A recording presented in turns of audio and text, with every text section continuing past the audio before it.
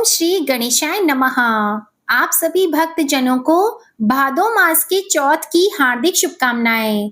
आज भादो महीने के कृष्ण पक्ष की संकष्टी चतुर्थी है। इस दिन व्रत रखकर व्रत की कथा पढ़ी अथवा सुनी जाती है।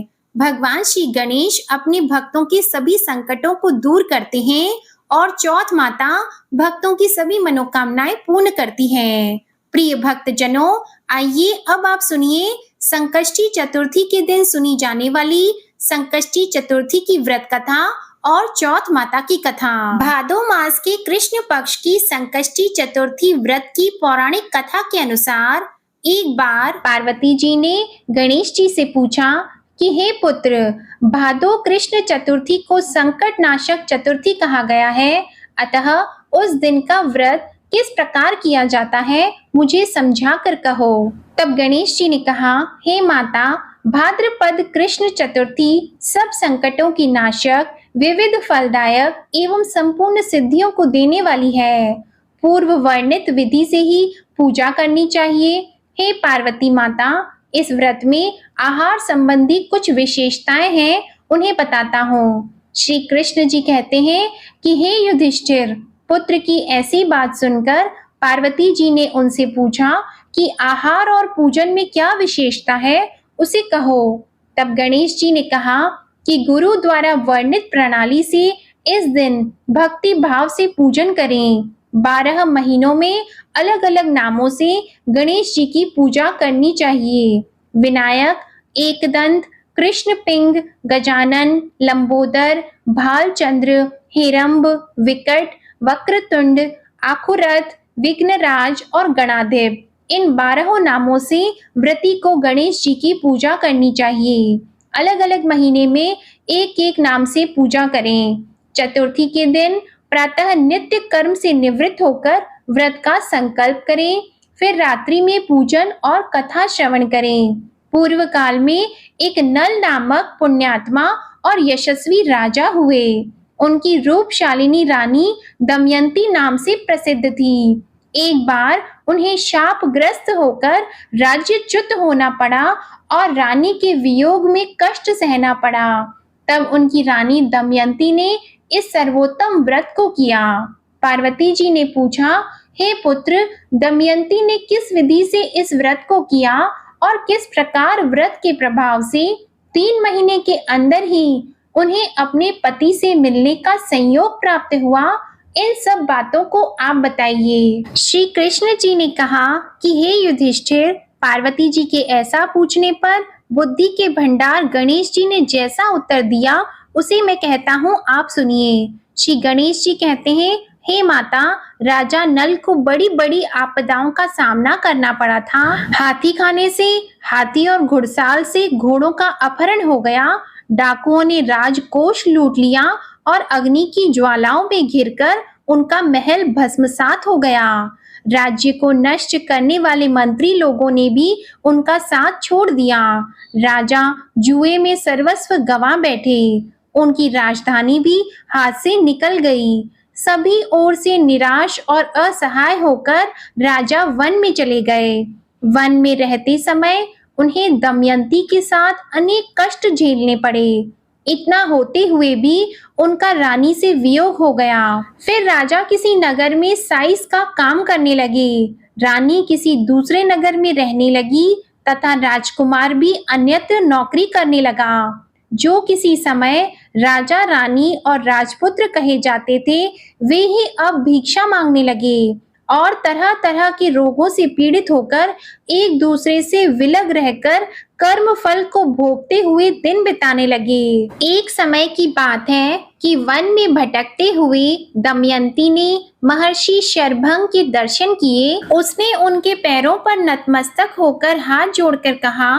दमयंती ने पूछा, हे ऋषिराज, मेरा अपने पति से कब मिलन होगा? किस उपाय से मुझे हाथी घोड़ों से युक्त घनी आबादी वाली नगरी मिलेगी? मेरा भाग्य कब लौटेगा?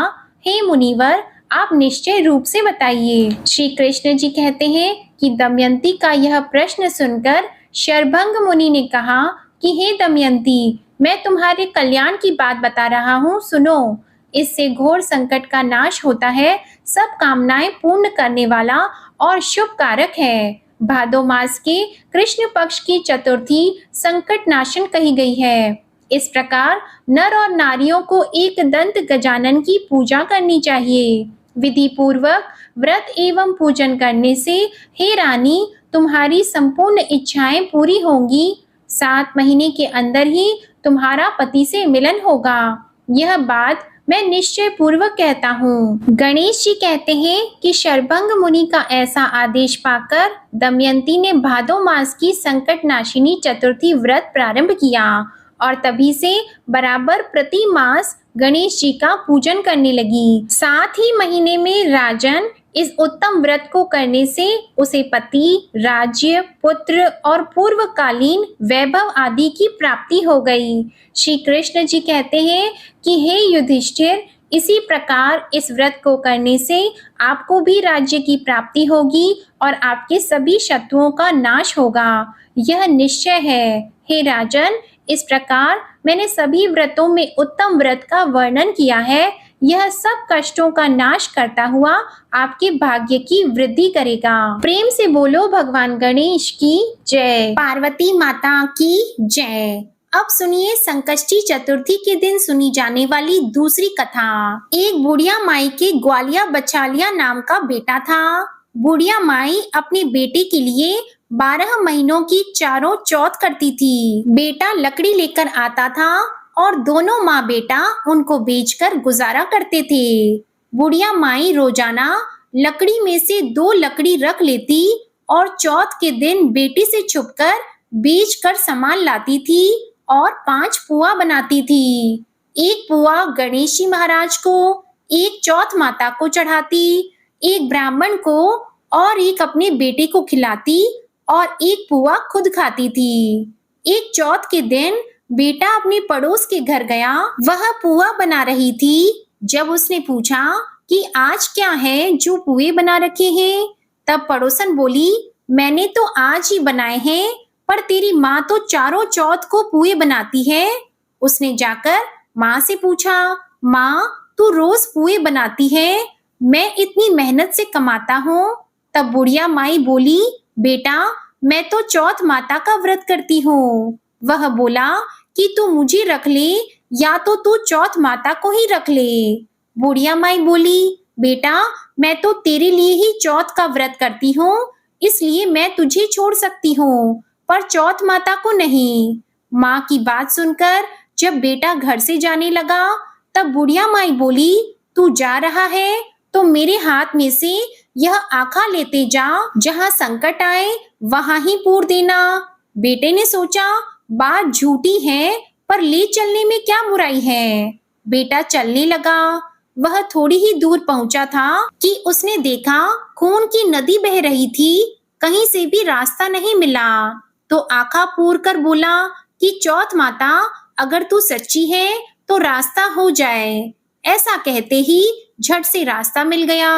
आगे गया तो घनघोर अंधेरा उजाड़ फैला हुआ था। उसने मन में सोचा कि मुझे तो शेर बघेरे खा जाएंगे, इसलिए वह एक और आखा पूर कर बोला, चौथ माता मुझे रास्ता मिल जाए। और देखते ही देखते जल्दी से उसे रास्ता मिल गया। वह आगे गया। चलते चलते एक राजा की नगरी में पहुंचा।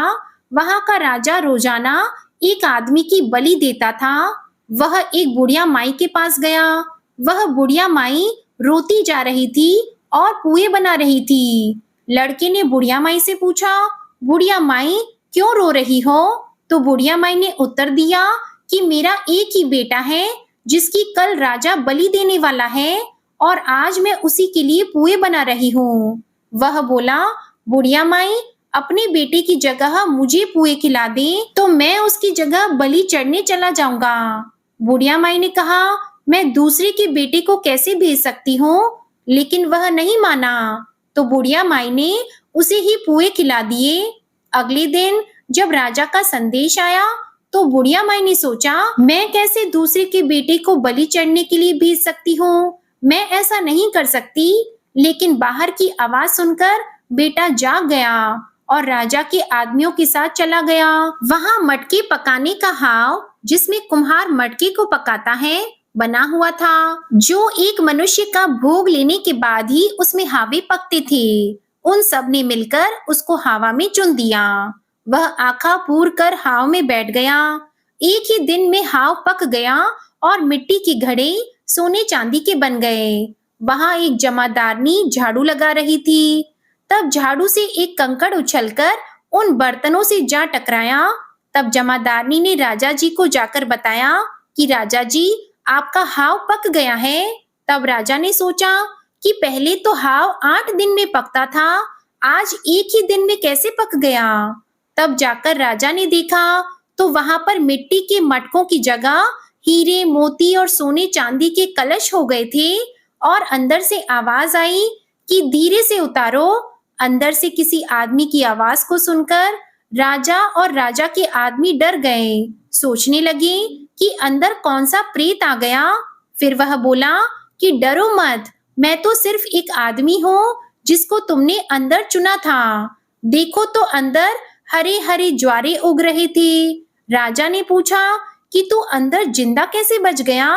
तब उसने बताया कि मेरी माँ चौथ का व्रत करती है। जब मैं घर से निकला था तो मेरी माँ ने मुझे आंखें दिए थे, मैं उन्हीं को पूर कर बैठ गया और चौथ माता की कृपा के कारण बच गया।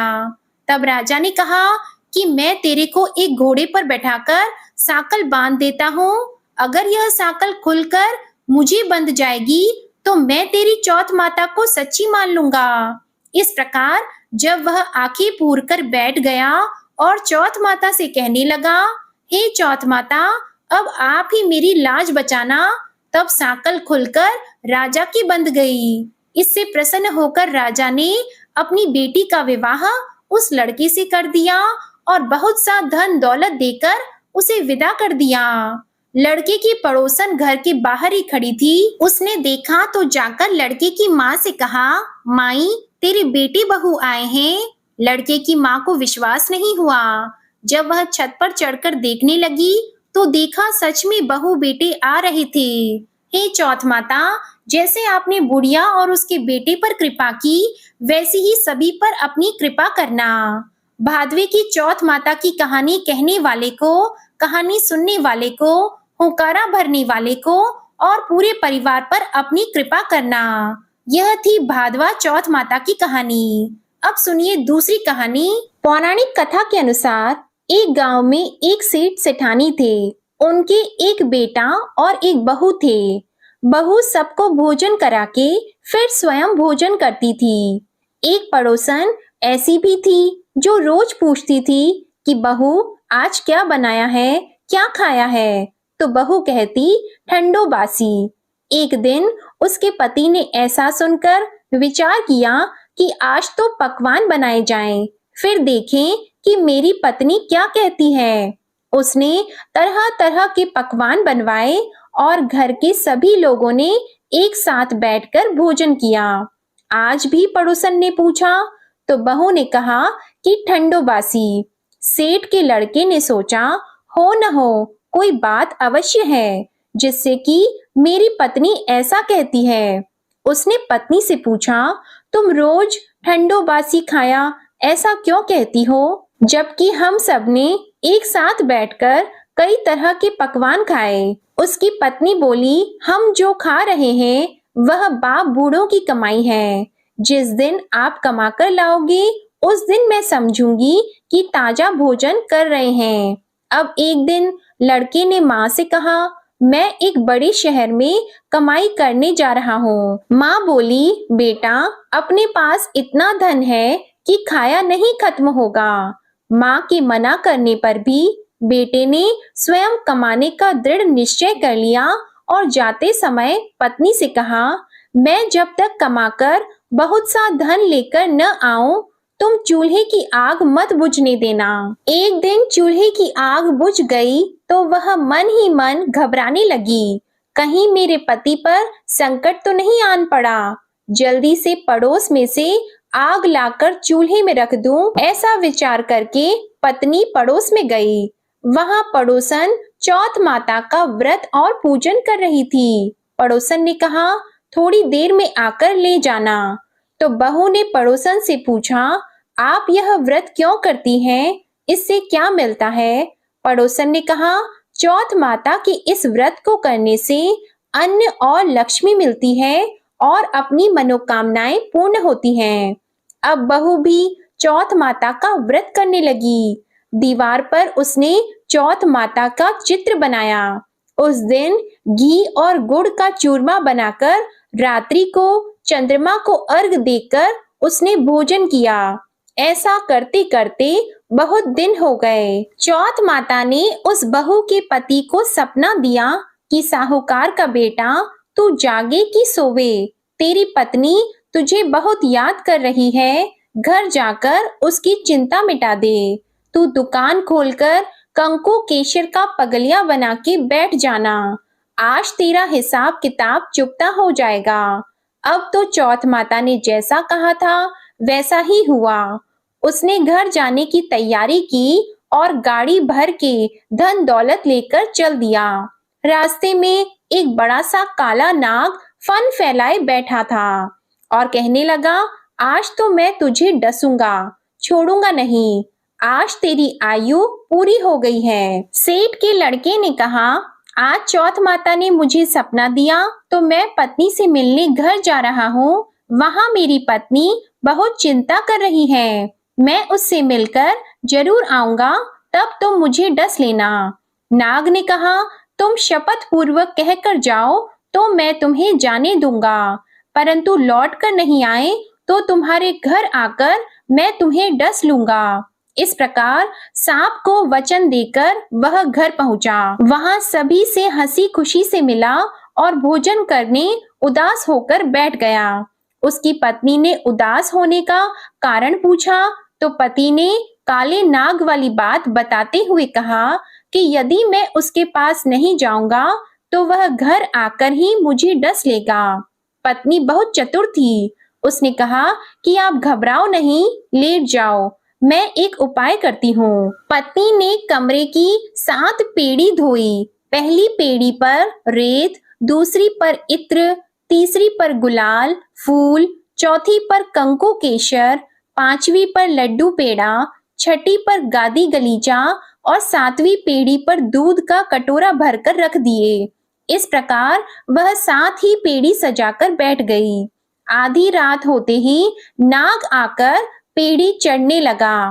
पहली पेड़ी पर रेत में लौट गया और कहने लगा कि सेठ की बहू ने आराम तो बहुत दिया, पर वचनों से बंध कर आया हूँ, सो डसूंगा अवश्य ही। इसी प्रकार 7 पेड़ियों पर नाग आराम करता हुआ और कहता हुआ कि डसूंगा जरूर, कमरे में जाने ही वाला था कि चौथ माता ने विचार किया कि मैं इसे नहीं बचाऊंगी तो संसार में धर्म कर्म और व्रत पूजन को कौन मानेगा।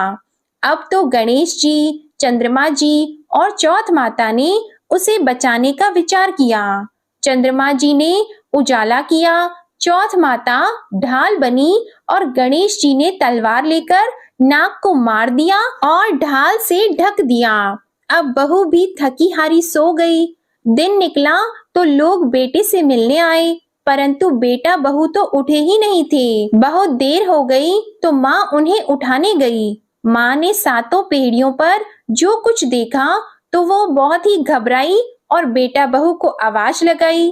बेटा बहू उठे तो देखा कि एक ढाल तलवार वहां पड़ी है। अब ढाल उठाई तो वही काला नाग मरा हुआ पड़ा है।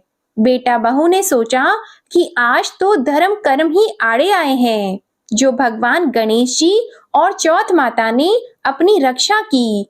हे चौथ माता, आपने जैसी सेठ के बेटे बहू की रक्षा की, वैसी ही सबकी रक्षा करना। बोलो चौथ माता की जय। विघ्नहर्ता भगवान श्री गणेश जी की जय। आज की कथा आपको पसंद आए तो वीडियो को लाइक करना मत भूलिएगा, चैनल को जरूर सब्सक्राइब करिएगा और कमेंट में चौथ माता और भगवान श्री गणेश जी की जय भी जरूर लिखिएगा।